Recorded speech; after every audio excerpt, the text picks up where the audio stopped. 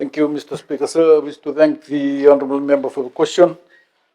Mr. Speaker, sir, government signed the $50 million, equivalent to 111.2 Fijian dollars loan agreement with ADB for the Pacific Healthy Island Transformation Project known as PHIT in April this year. PHIT is a regional health project initiated by the government of Fiji with joint financing by development partners to a tune of US dollars 289.5 million in loan and grant financing. In Fiji dollar terms, this is around 582 million.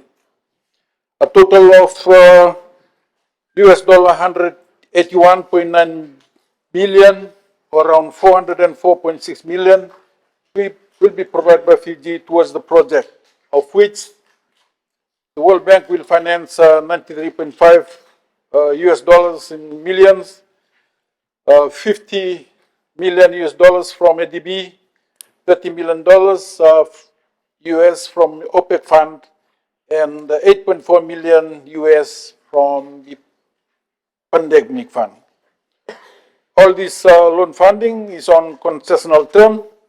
The remaining allocation of approximately 58 US dollars in million will be provided to and by the other regional countries.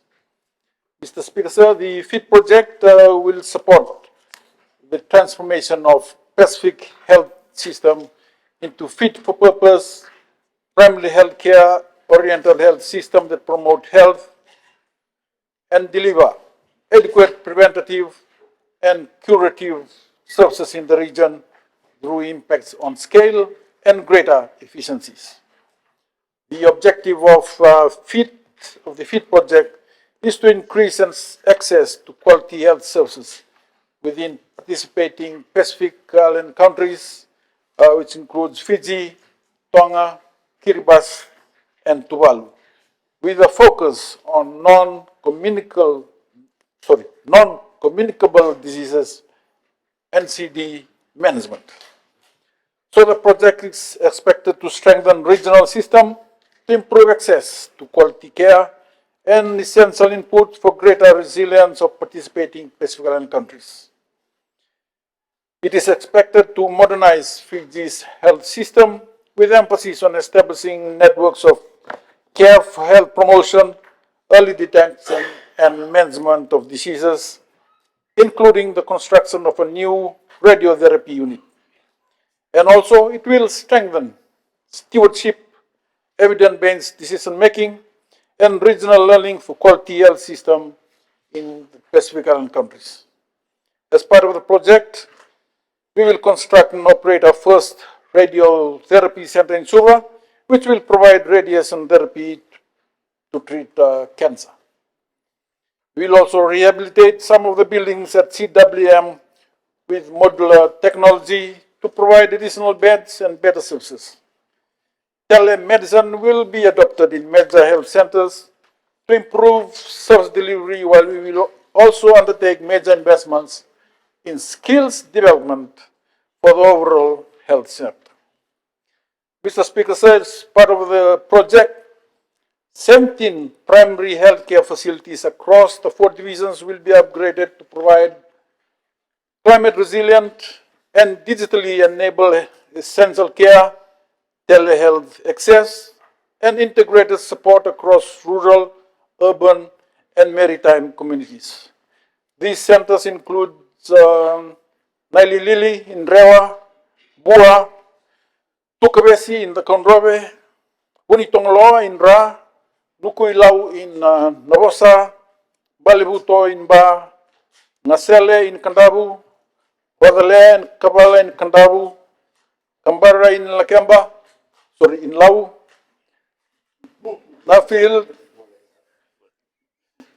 Balilevu, Rewanga, Nakasi, Lami, Nosori, and Kamkamida Health Facility in Lautoka, benefiting over 275,000 people.